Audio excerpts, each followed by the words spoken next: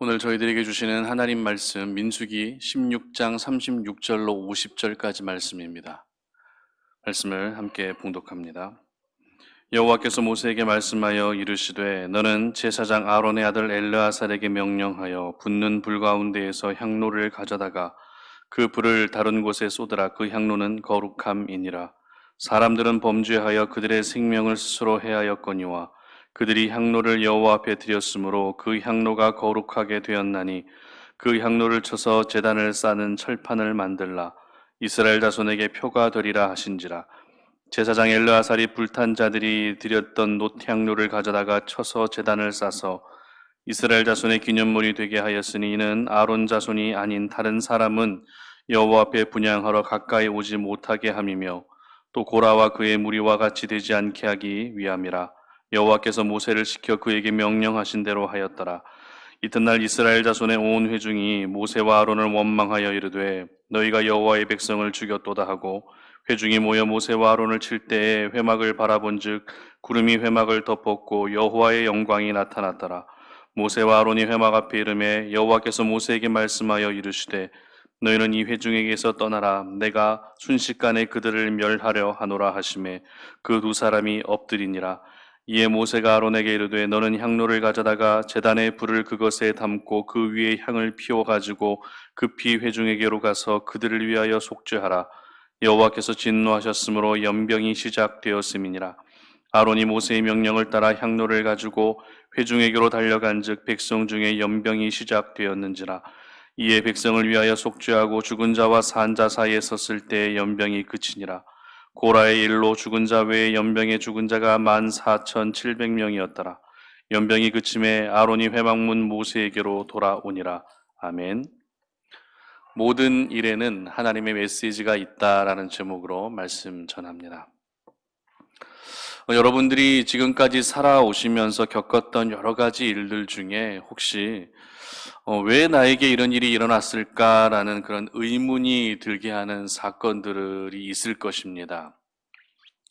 시간이 지나면서 그 의문이 어느 정도 해결이 되는 분도 있지만 아직까지 시원하게 해결되지 않은 일들도 분명히 있을 것입니다. 저 역시 짧은 인생을 살면서 왜 나에게 이런 일이 일어났을까라는 그런 의문이 아직 해결되지 않은 일들이 있습니다. 저희들은 살아가면서 참 다양한 일들을 겪게 되는데요. 어느 정도 이해가 가는 일이라면은 그 일들을 겪었을 때 충격이 덜하겠지만 아무리 생각해도 이해가 되지 않는 그런 일들을 겪게 될 때는 어떻습니까? 우리의 믿음이 심하게 흔들리기도 합니다. 지금 전 세계 사람들이 겪고 있는 코로나19만 해도 얼마나 많은 사람들이 죽었습니까? 그리고 얼마나 많은 사람들이 감염에 대한 그런 두려움 속에 살고 있는지 모릅니다. 그러나 그런 중에서도 잊지 말아야 할 중요한 사실 한 가지는 모든 일에는 저희들을 향한 하나님의 분명한 메시지가 있다라는 것입니다. 그렇기 때문에 이 코로나19라는 상황을 통해서도 저희들은 하나님의 메시지를 발견할 수 있어야 되는 것이죠. 그리고 더 나아가 저희들이 겪는 일상의 여러 일들을 통해서도 나를 향한 하나님의 분명한 계획과 뜻과 메시지를 발견할 수 있어야 되는 것입니다. 왜냐하면 어떤 사건과 또 일들을 통해서 주시는 하나님의 메시지는 대부분 저희들을 살리시기 위한 메시지이기 때문에 그렇습니다. 오늘 본문은 고라 사건의 결론부에 해당되는 그런 본문입니다. 그런데 왜 이 광야 생활 말미에 이와 같은 안타까운 일이 생겼던 것일까요? 광야 생활 초기에 일어났던 일도 아니고 광야 생활이 거의 끝나갈 때쯤 이 일이 일어났기 때문에 저희들은 왜 이 시점에 고라의 반역 사건이 일어났는지 저희는 의문을 갖게 됩니다. 고라의 사건으로 인해 무고한 아이들이 죽어야 했습니다. 그리고 이 고라 사건으로 인해 이스라엘 공동체의 분위기도 많이 흐트러지게 됩니다. 오늘 저희들은 이 고라 사건을 통해서 하나님께서 하시고자 하셨던 그 메시지를 발견하려고 합니다. 사실 어제 본문에서 반역을 일으킨 고라와 다단과 아비람은 모두 죽게 됩니다. 그러면 이 사건에 대한 기록은 거기서 끝나는 것도 전혀 이상하지 않습니다. 반역의 주범이었던 그 사람들이 결국 죽게 되었다라는 그런 내용으로 결론을 맺어도 충분히 흐름상 문제가 없다는 것이죠. 그러나 우리 하나님은 그들이 모두 죽은 후에 있었던 일들에 대한 기록을 남기고 계십니다. 마치 본 사건을 뒷받침해주는 부록과 같은 내용이 기록되어져 있다는 것입니다. 그러면 이 고라의 반역 사건을 통해 하나님께서 저희들에게 전하시는 메시지가 어떤 것일까요? 첫 번째는 같은 죄는 반복되지 않게 해야 한다라는 것입니다. 38절 말씀인데요. 사람들은 범죄하여 그들의 생명을 스스로 해하였거니와 그들이 향로를 여호와 앞에 드렸으므로 그 향로가 거룩하게 되었나니 그 향로를 쳐서 제단을 쌓는 철판을 만들라. 이스라엘 자손에게 표가 되리라 하신지라. 아멘. 반역을 일으킨 모든 사람들뿐만 아니라 그들과 관련된 재물과 살던 집까지 한순간에 모두 사라지게 됩니다. 사람만 죽이신 것이 아니라 반역의 주동자였던 그 사람들만 죽이신 것이 아니라 그들과 관련된 재물과 집까지 모두 한 번에 소멸시키십니다. 그런데 그 가운데에서도 유일하게 남겨진 것이 있었습니다. 그것이 무엇입니까? 바로 향로였습니다. 향로가 무엇입니까? 향로는 성막에서 쓰였던 기구입니다. 번제단의 불을 향단으로 옮기는 데 사용된 기구가 바로 향로였습니다. 그리고 향로를 가지고 불을 옮기는 일은 아무나 할 수 있는 일이 아니었죠. 오직 대제사장만이 이 일을 할 수 있었습니다. 그런데 모세는 고라가 반역을 일으킬 때 어떻게 이야기합니까? 너희들은 향로를 가지고 나오라 이렇게 이야기합니다. 왜 이럴까요? 하고 많은 그런 물건들 중에서 왜 향로를 가지고 나오라고 이야기했던 것일까요? 그 이유는 그 향로를 가지고 하나님께 나아갈 수 있는 사람은 바로 대제사장밖에 없었기 때문입니다. 고라의 반역은 하나님이 세우신 그 권위에 대한, 하나님이 세우신 그리고 하나님이 제정하신 거룩에 대한 반역이었기 때문에 그렇습니다. 하나님이 세우신 대제사장이 있는데도 불구하고 고라가 그 자리를 탐내다 보니 향로를 가지고 하나님께 나와서 정말 하나님이 인정하시는 진짜 대제사장이 누구인지 가려보자는 의미로 향로를 가지고 오라고 했던 것입니다. 그 결과 어떻게 됐습니까? 고라 일당은 한순간에 모두 죽게 됩니다. 그러나 하나님께서는 고라 일당은 죽게 하셨을지 몰라도 그들이 하나님께 드렸던 향로만큼은 사라지지 않게 하셨습니다. 왜냐하면 그 향로를 하나님이 받으셨기 때문입니다. 그리고 향로를 어떻게 하죠? 모두 얇게 쳐서 제단을 싸는 철판을 만들어 기념표로 삼게 됩니다. 여러분, 기념표라는 것은 누구든지 그 표를 볼 때마다 어떤 교훈과 메시지를 되새겨야 하는 것이죠. 그래서 이 향로를 가지고 제단을 쌓는 철판을 만들어 기념표를 만들었다는 것은 그 제단을 볼 때마다 고라의 반역을 떠올리며 같은 죄를 반복하지 않도록 하기 위함이었던 것입니다. 그런데 기념으로 삼는다는 것은 사실 좋은 일들이 있고 나서 기념으로 삼는 것이 일반적입니다. 대표적인 사례가 요단강을 건너고 나서 12돌을 기념비로 세웠던 사건이 있죠. 하지만 고라 사건은 결코 좋은 일이 아니었습니다. 가슴 아픈 일이었고 부끄러운 일이었습니다. 그런데도 하나님께서는 기념표로 삼으라고 하십니다.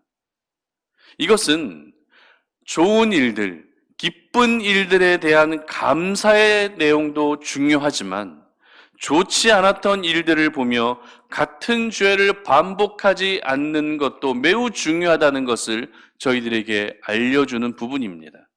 그렇다면 여러분들에게 질문합니다. 지금 여러분에게 항상 반복되고 있는 죄의 습관은 어떤 부분이 있으십니까? 이스라엘 백성들처럼 늘 하나님을 향해 원망하고 계시지는 않으십니까? 아니면 누군가를 항상 정죄하고 판단하지는 않으십니까? 아니면 세상의 즐거움에 늘 취해서 그렇게 살아가고 계시지는 않으십니까? 여러분도 경험해 보셨겠지만 죄는 지으면 지을수록 그 죄책감이 점점 사라집니다.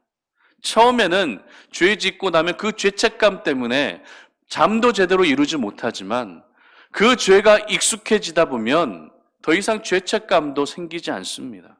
죄 짓는 것에 대한 두려움도 사라집니다. 점점 죄에 대해서 우리의 신앙 양심이 무디어지게 되는 것이죠. 그러면 결국 죄가 습관이 되고 죄가 삶 그 자체가 되는 것입니다. 그러므로 우리는 죄가 더 이상 반복되지 않게 해야 하는 것입니다.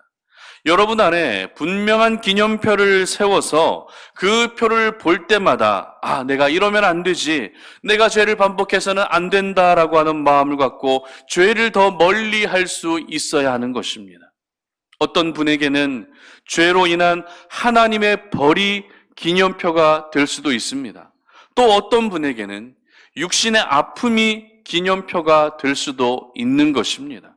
그러므로 그 기념표를 가지고 죄를 멀리 하시기를 바랍니다. 죄를 멀리 하셔서 더 이상 내 삶 가운데 같은 죄가 반복되지 않게 하시는 우리 송탄 올인의 모든 가족들 되시기를 주님의 이름으로 축복합니다. 두 번째는 모든 악한 것을 드러내신다라는 것입니다. 오늘 이 고라 사건을 통해 저희들에게 주시는 하나님의 메시지는 하나님은 모든 악한 것을 드러내신다라는 것입니다. 41절 보시기 바랍니다. 이튿날 이스라엘 자손의 온 회중이 모세와 아론을 원망하여 이르되 너희가 여호와의 백성을 죽였도다 하고. 코로나19 때문에 많은 분들이 어려움 가운데 지금 처해 계신데요. 그러나 한편으로 코로나19로 인해 우리 사회에서의 악한 부분들이 드러나게 된 일도 있습니다. 신천지가 그렇죠. 그리고 이태원에서 확산되었던 동성애도 그렇습니다. 사실 이렇게 드러나기 전까지만 해도 이들의 실체에 대해서 정확하게 모르는 사람들이 많았습니다. 신천지도 그냥 일반 기독교로 알고 있었고, 그리고 동성애자들도 그냥 성적 취향이 조금 다를 뿐 큰 문제가 없다라고 여기며 사람들은 그렇게 생각하고 있었습니다. 그러나 이번 코로나19로 인해서 신천지가 얼마나 악한 것인지, 동성애자들의 그런 행위가 얼마나 하나님이 기뻐하지 않는 모습인지 저희들은 모두 드러나는 것을 보게 되면서 이런 부분들을 절대로 허용해서는 안 되는구나라는 것들을 많은 사람들이 알게 되었습니다. 우리 하나님께서는 어떤 사건을 통해 그 안에 숨어있는 모든 악한 것을 드러내기를 원하십니다. 그래서 아무리 교묘하게 숨어 있어도 드러내실 때는 어떻게 합니까? 만인이 보는 앞에서 부끄러움을 당하게 하신다라는 것입니다. 하나님처럼 여겨지던 이만희가 이번 신천지 사건으로 인해서 매스컴에서 모든 기자들이 모인 가운데에서 엎드려 절하면서 잘못됐다고 사죄한 일이 있습니다. 물론 이것이 그에게는 진정성 없는 모습이었겠지만 이처럼 신천지 교인들이 봤을 때에는 자신들이 신으로 여기던 사람이 그렇게 모든 국민들과 모든 사람들 앞에서 엎드린다는 것 자체가 굉장히 수치스럽고 부끄러운 일들이었다라는 것입니다. 이처럼 하나님께서는 악한 것을 드러내실 때에는 부끄러움 당하면서까지도 완전하게 다 드러내신다라는 것이죠. 본문에 오늘 고라 사건을 통해서 반역을 일으킨 사람들을 모두 죽게 되었습니다. 그런데 한 가지 의외였던 것은 그들의 죽음을 보면서 고라 일당이 죽는 것을 보면서 잘됐다 이렇게 이야기하는 것이 아니라 오히려 모세와 아론을 원망하는 사람들이 있었다는 것입니다. 왜 너희가 하나님의 백성을 죽이느냐라고 공격하는 사람들이 있었다는 것입니다. 고라가 얼마나 큰 죄를 지었습니까? 하나님의 거룩과 하나님의 권위에 도전하는 명백한 죄를 지었습니다. 그리고 그 죄의 값을 받아 죽은 것입니다. 그런데도 일부 백성들은 고라 일당의 잘못을 지적하기보다 그들을 죽인 것은 모세와 아론이라고 말하는 그런 어이없는, 어처구니 없는 사람들이 있었다는 것이죠. 이를 통해서 저희들이 알게 되는 것은 반역을 일으킨 고라 일당 그 외에도 백성들 안에는 모세와 아론을 향해 불신과 원망의 마음을 품고 있었던 사람들이 또 있었다라는 것을 저희들은 알게 됩니다. 고라와 다단과 아비람만 원망의 마음을 가지고 있었던 것이 아니라 그 외에도 수많은 사람들이 모세와 불신의 마음들을 가지고 있었다라는 것을 오늘 이 사건을 통해 저희들은 보게 됩니다. 그리고 고라 사건을 통해 숨어 있었던 원망의 세력들이 모두 드러나게 됩니다. 그리고 그들은 어떻게 됩니까? 연병에 걸려 죽게 됩니다. 이제 이스라엘은 잠시 후면 가나안 땅에 들어가야 했습니다. 하나님께서는 이 이스라엘 백성들을 가나안 땅에 들어가게 하시기 직전에 영적으로 건강하지 않은 모든 것들, 원망과 불신의 세력들을 모두 정리하고 조금이라도 거룩한 모습으로 그 땅에 들어가게 하고자 하셨던 것이죠. 여러분, 치아에 충치가 생기면 어떻게 되죠? 그 치아만 아픈 것이 아니라 이제 시간이 얼마 지나고 나면 그 주변에 있는 치아에도 충치가 생기게 됩니다. 마찬가지로 이스라엘 공동체 안에서 악한 세력들을 그냥 두게 되면 금방 순식간에 그 악이 번져나가게 되는 것입니다. 그래서 하나님은 이 고라 사건을 통해 모든 악한 것을 드러내셨던 것입니다. 그러므로 여러분이 살아가면서 겪게 되는 다양한 일들을 통해서 내 악함을 드러내고 또 뽑아내야 될 부분들이 있다면 그 모든 부분들을 과감하게 드러내고 뽑아낼 수 있기를 바랍니다. 여러분들이 겪는 그 일들을 통해서 하나님이 나에게 이 악한 부분들을 드러내기를 원하시는구나, 나의 이 죄성을 회개하기를 원하시는구나 하는 것을 하루속히 캐치하셔서 더 이상 죄악된 부분, 하나님이 기뻐하지 않는 부분들을 담아두지 마시고 과감하게 끊어내고 드러낼 수 있기를 바랍니다. 그래서 하나님 아버지 앞에 조금 더 거룩하고 성결한 모습으로 세워질 수 있는 우리 송탄 오륜의 모든 가족들 되시기를 주님의 이름으로 축복합니다. 마지막 세 번째는 고라 사건을 통해 저희들에게 주는 메시지는 사실보다 사명에 집중해야 한다라는 것입니다. 47절과 48절인데요. 다 같이 한번 봅니다. 아론이 모세의 명령을 따라 향로를 가지고 회중에게로 달려간즉 백성 중에 연병이 시작되었는지라. 이에 백성을 위하여 속죄하고 죽은 자와 산 자 사이에 섰을 때 연병이 그치니라. 아멘. 자, 고라 일당이 죽는 것을 보면서 이 모세와 아론을 원망했던 백성들에게도 하나님의 진노가 시작됩니다. 하나님의 진노는 연병으로 임하게 되는데요. 사실 고라 사건을 통해서 악한 사람들이 드러났기 때문에 이들이 죽는 것은 어찌 보면 당연한 것입니다. 그러나 그들의 죽음을 기뻐하지 않고 가슴 아파하고 있는 두 사람이 있습니다. 그들이 누구이죠? 바로 모세와 아론입니다. 하나님께서는 원망하는 사람들을 모두 멸할 것이니 모세와 아론에게 빨리 피하라고 하십니다. 그 자리를 피하라고 하나님은 재촉하십니다. 그러나 모세와 아론은 어떻게 합니까? 그 자리를 떠나지 않습니다. 오히려 그 자리에 엎드려 하나님의 긍휼을 구하고 있습니다. 그리고 아론은 향로를 가지고 제단에 불을 담아서 회중에게로 가지고 가 속죄하기 시작합니다. 그리고 아론이 죽은 자와 산 자 가운데에 섰을 때 연병이 그치게 되죠. 다시 말해 아론의 속죄로 인해 죽어야 할 더 많은 사람들이 있었지만 죽지 않고 살 수 있었다라는 것입니다. 아론은 이 긴박한 상황에서 사명에 집중하고 있었습니다. 그렇다면 아론의 사명이 무엇입니까? 바로 대제사장으로서의 사명이죠. 백성들을 위해 대표로 제사를 지내고 속죄하는 그 사명에 집중하고 있었던 것입니다. 원망하는 사람들에게 연병이 내려지고 그래서 죽는 것은 어찌 보면 당연한 것입니다. 그렇기 때문에 그들이 죽는 것은 사실이라 말할 수 있습니다. 그러다 보면 모세와 아론 역시 그 사실을 있는 그대로 받아들일 수 있었겠죠. 그러나 모세와 아론은 오늘 사실보다 사명에 집중하고 있었던 것입니다. 그렇게 사명에 집중할 때 백성들의 죽음을 어느 정도는 막을 수 있었던 것이죠. 저희들 역시 오늘을 살아가면서 집중해야 할 것은 무엇입니까? 사실이 아니라 바로 사명에 집중하는 삶을 살아야 한다는 것입니다. 사명에 집중하는 사람은 오늘도 모든 사실을 유연하게 받아들일 수 있습니다. 그러나 우리가 사실에만 집중하게 되면 오래 지나지 않아 지치게 됩니다. 그리고 시험에 듭니다. 그리고 사명마저 잃어버리게 되는 것입니다.